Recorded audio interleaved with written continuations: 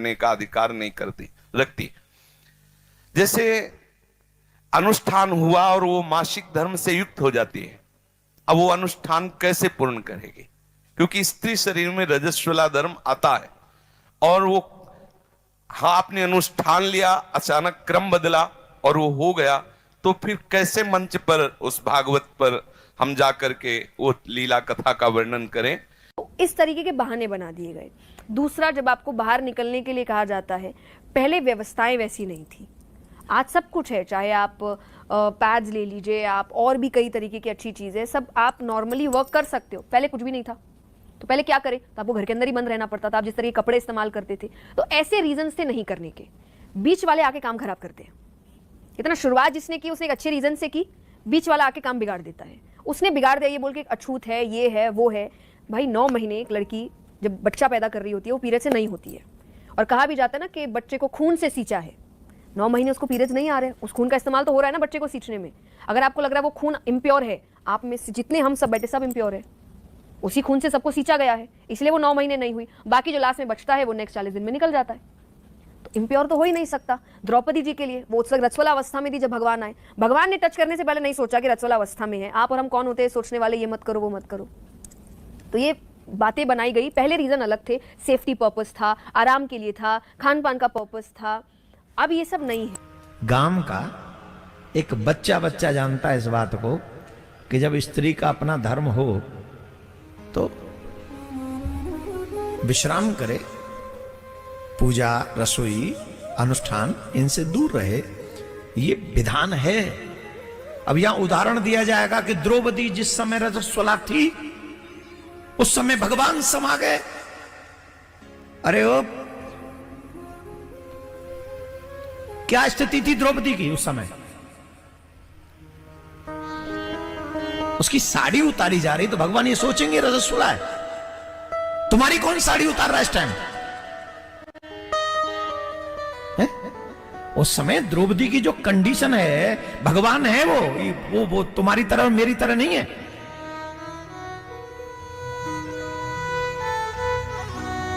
द्रौपदी की रजस्वला स्थिति है, लेकिन विपत्ति उस समय है तो भगवान वहां पहुंच गए।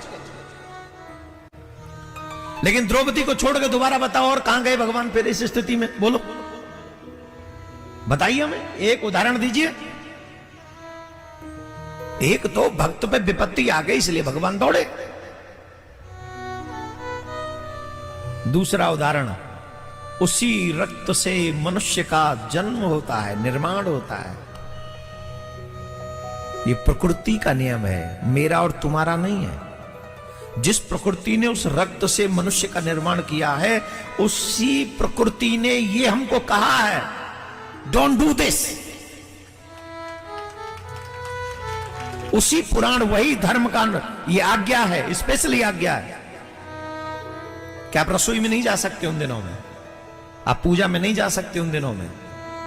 आज अगर हम इस व्यासपीठ पर बैठकर गलत विचारों को हम व्यक्त करेंगे तो आने वाली पीढ़ी धर्म से दूर हो जाएगी और धर्म को अधर्म को धर्म समझ के अधर्म करने लग जाएगी। ये हमारी जिम्मेदारी है। हमें शास्त्रों का पूरा ज्ञान होना चाहिए। आजकल ये तमाम क्वेश्चन आंसर होते हैं और हम उल्टा सीधा कोई भी जवाब देते हैं। अगर आंसर न मालूम हो तो चुप रहो, लेकिन अधर्म को धर्म बना के साबित मत करो। इससे बहुत बड़ा फर्क पड़ेगा। आने वाली पीढ़ी समझेगी कि जब ऐसे धर्माचार्य ऐसा बोल रहे हैं तो यही सच होगा। और आपस में बैठकर चर्चा करना तो हमने सुना है, जैसे आनंदमयी माता, उड़िया बाबा और भी संतों के बीच में बैठकर भगवत चर्चा परस्पर हो रही है, सभा लगी हुई है और चर्चा घंटे 2 घंटे भगवत चर्चा हो रही, उसका तो प्रमाण मिलता है। शास्त्रों में आता है याज्ञवल्क्य से गार्गी जी प्रश्न उत्तर कर रहे हैं, चर्चा कर रहे हैं, ऐसा तो पाया गया है।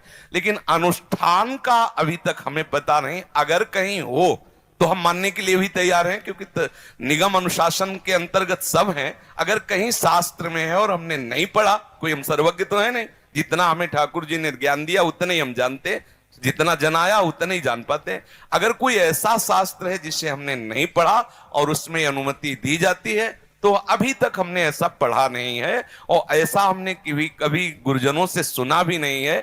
इसलिए मुझे ऐसा लगता है कि माताओं बहनों को भागवत का साप्ताहिक अनुष्ठान नहीं करना चाहिए। चर्चा करने का तो अधिकार है, भगवत लीला गुणानुवाद का अधिकार है। हम जैसे अपने लोग चर्चा कर रहे हैं ऐसे वो बैठ के चर्चा कर सकते हैं, संत सभा में बैठकर भगवत यश गान कर, लेकिन अनुष्ठान साप्ताहिकी का निषेध है।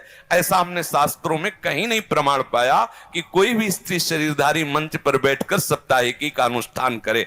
अब उसका परिणाम क्या होता है ये तो सर्वज्ञ भगवान जाने। उसका परिणाम क्या होता है इतना जरूर हम कह सकते हैं कि अमंगल तो होगा नहीं, क्योंकि भगवत चर्चा करने वाले का अमंगल नहीं हो सकता, ये तो पक्का है। ये बात जरूर है कि वो अनुष्ठान मंच का विधान नहीं हमने पढ़ा है, लेकिन ये जरूर है कि कैसे भी किसी भी तरह से भगवत यश श्रवण या कथन किया जाए उसका अमंगल नहीं हो सकता, ये हम बता रहे हैं। परिणाम क्या होगा ठाकुर जी जाने, क्योंकि वो परिणाम का ठीक निर्णय वही धर्म का कर सकते हैं। अपनी भावना से इतना जानते हैं कि मंगल भवन का यश गाने वाले का कभी अमंगल नहीं हो सकता है। हाँ, ये नहीं करना चाहिए ऐसा शास्त्र में प्रमाण है कि इन कई कारण हैं ऐसे जिससे वो अनुष्ठान नहीं किया जा सकता। अगर कोई ऐसा हमें प्रमाण दिखा दे तो हमें उसमें कोई परेशानी नहीं। आपने प्रश्न किया, इसलिए शास्त्रीय विधान ऐसा है कि स्त्री साप्ताहिकी भागवत का अनुष्ठान नहीं कर सकती। तात्पर्य मासिक धर्म में